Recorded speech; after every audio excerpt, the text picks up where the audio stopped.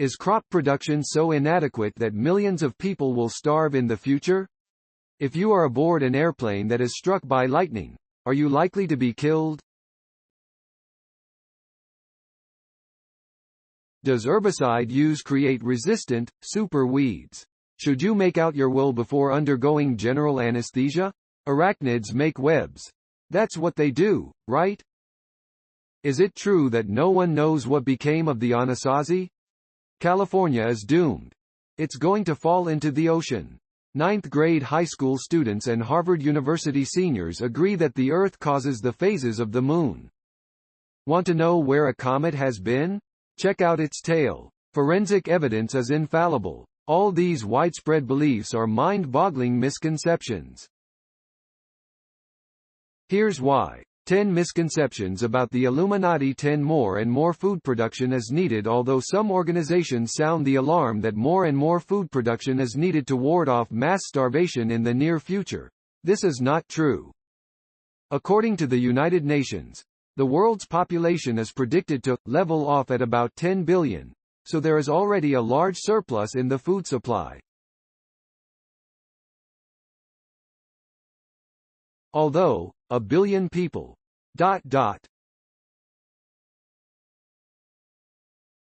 go hungry even today, their plight is not caused by a global food shortage, but results from economic and political inequality and general disruption, notably war. Instead of being worried about food production, maintenance and resilience, care of the biosphere, human and animal welfare, freedom for man, and adherence to absolute truth should be the focus of the present and the future. People who suffer from flying phobia report high levels of anxiety associated with all stages of flying, including anticipation, boarding, in-flight and landing, with the highest self-reported anxiety ratings being associated with takeoff and bad weather, turbulence. Do aviophobic people have RA?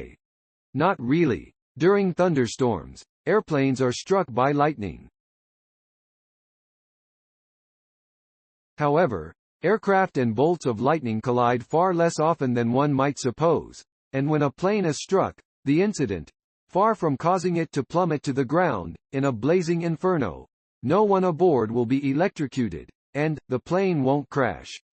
At most, the flight crew might.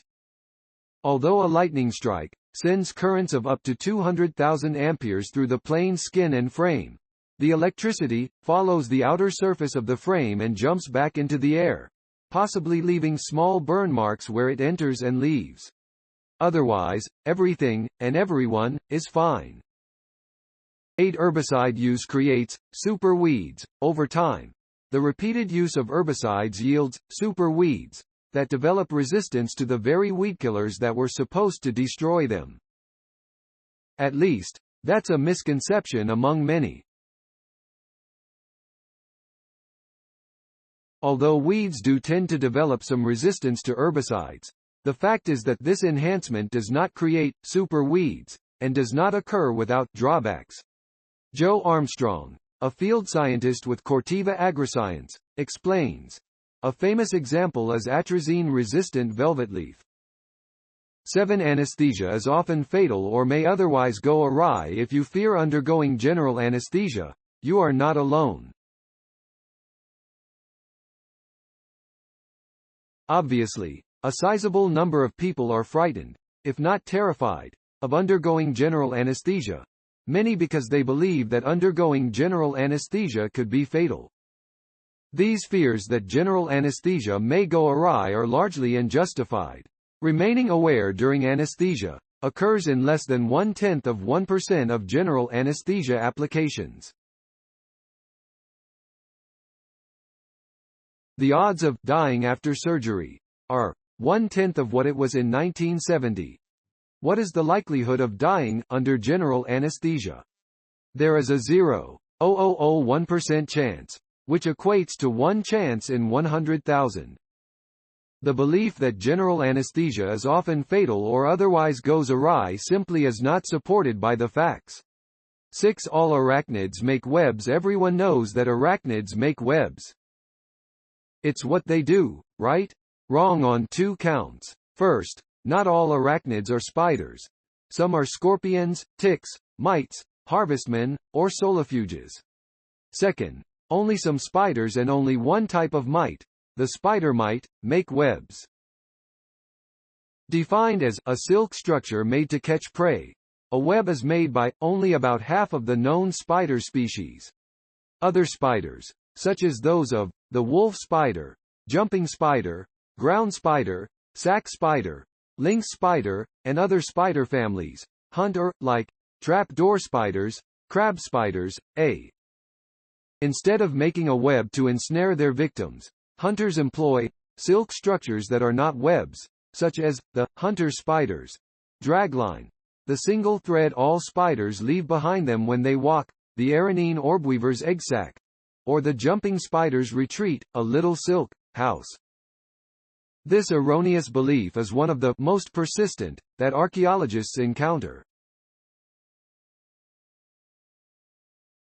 Instead, they made new homes and began new lives with their friends, relatives, and other Pueblo groups to the east, along the Rio Chama and Rio Grande, to the south at the pueblos of Zuni, Acoma, and Laguna, and to the west with the Hopi. For California is doomed to fall into the ocean people have. It is just a matter of time, they insist. All it will take is an earthquake powerful enough to cause the rift. Part of the reason for this misconception may be that the general public is not up to date on advancements that have occurred during short time periods in the relatively new science of geology and are more likely, therefore, to believe the dramatic, but spurious, situations Hollywood filmmaker. The nature of the San Andreas Fault prevents such a drop. The fault itself is a consequence of the Pacific Plate's northwest movement along the northern plate, which makes most of Southern California's faults move roughly parallel to one another in opposite directions with little vertical mob. Therefore, Californians need not worry about being drowned at sea as their state sinks to the ocean's floor. Be adjacent to San Francisco. Even though California will continue to exist, in a rather different configuration, the earthquake that causes such changes nevertheless will produce devastating effects. 3. The Earth causes the phases of the Moon during the 1980s. Seniors about to graduate from HAR. Fortunately, we don't need to rely on Harvard to explain why the Moon goes through phases. Between these two phases are those of the waxing moon and the waning moon. As the moon waxes, due to its rotations as it revolves around the Earth, the moon reflects increasingly more sunlight, seeming to get bigger and bigger, until it becomes a gibbous, half-moon.